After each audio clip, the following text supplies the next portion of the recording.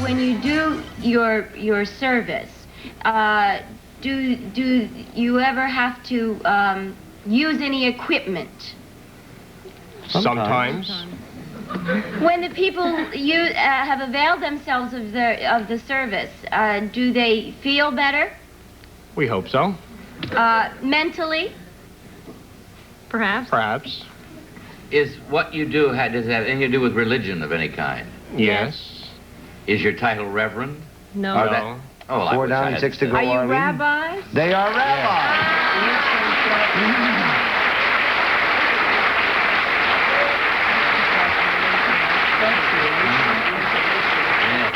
Sandy and Dennis were both just ordained and became the first husband and wife rabbis in the 5,734-year history of Judaism. Imagine. The first ones. That's amazing. How did you both decide to do that?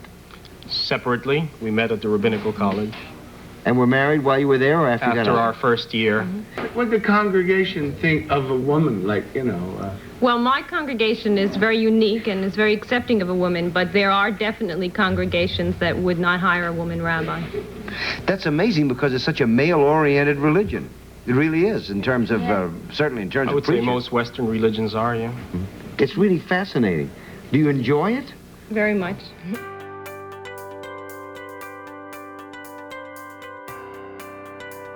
You know, Dennis and Sandy are the first rabbinical couple in Jewish history.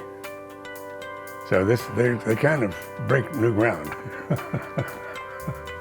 They've been doing it for a long time. Bethel Zedek and St. Luke's once co-sponsored the Broadway musical Fiddler on the Roof. And half the cast was from Bethel and half from St. Luke's.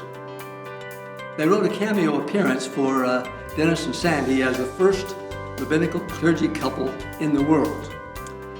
And they also had a part for me in the play as a beggar. I went around begging people for money on the stage. Afterwards, Dennis said to me, "Kent, I think that was typecasting because you're famous for begging people for money to help pay for your building." They're just a pleasure to be around. They know how to have fun, and they know how to think about and talk about serious things as well. I think that in a very real sense, they are pillars, not only in the state of Indiana, but around our country, and they are critical. They were early on in this interfaith movement. It's popularized now, but I think that they were at the beginning of this movement, and it's so important because as we talk about Muslim, Christian, and Jewish relationships, interfaith investments expand beyond just the Abrahamic faiths. It goes into Buddhism, Sikhism, Hinduism, all of the isms, and even non-theists. Whenever there was an issue facing the Indianapolis community, a justice issue, a compassion issue, an inclusive issue, Dennis and Sandy were the leaders who brought us all together. Jews, Christians, Muslims, Hindus, Buddhists, and Sikhs, so that we could speak with one faith voice for justice and mercy for all people. Particularly in times of turmoil and dissension, in any context, in the community or in religious settings, wherever they find those push-pulls in the fabric of our community, they find really effective and beautiful ways to knit things back together, to say the healing word, to say the constructive word, to give the reminders to get some direction expressed back into the community so that there's guidance and leadership and so forth. I thank God for Dennis and Sandy Sasso, and particularly for our work in the Interfaith Hunger Initiative, where we worked with people from all faith traditions, worked with other hunger organizations to make Indianapolis the first city in the nation that was hunger-free for children and families. The Jewish community had always been involved with an organization like the Urban League, and so it was this kind of we work together on things, particularly when it comes to civil rights and race relations and improving the quality of life in our community. It's just been a natural relationship. They definitely raised us to be interested in other religions and in other cultures and curious about other traditions. One of the things that my parents always taught me and my sister is that respect for others' experiences and beliefs is at the core of what it means to be Jewish. This value, which has been so important to their interfaith work over the course of their career, is something I take to work every day as a psychiatrist, with the sense that everyone has a unique story, each one worth listening to, honoring, and respecting.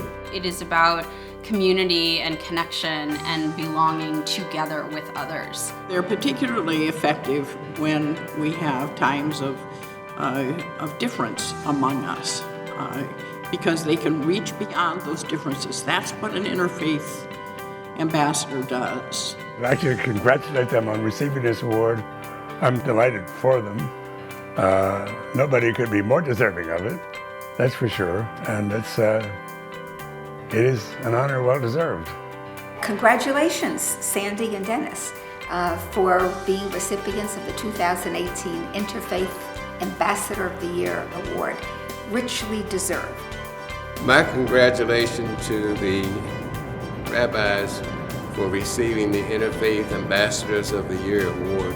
Could not think of a more deserving couple to receive this honor. I am, as always, so proud of them and all the work that they do. And I would just tell them congratulations. This is a very well-deserved honor, and we love you. Thanks, Mom and Dad, for teaching me about building bridges and being curious about what's on the other side.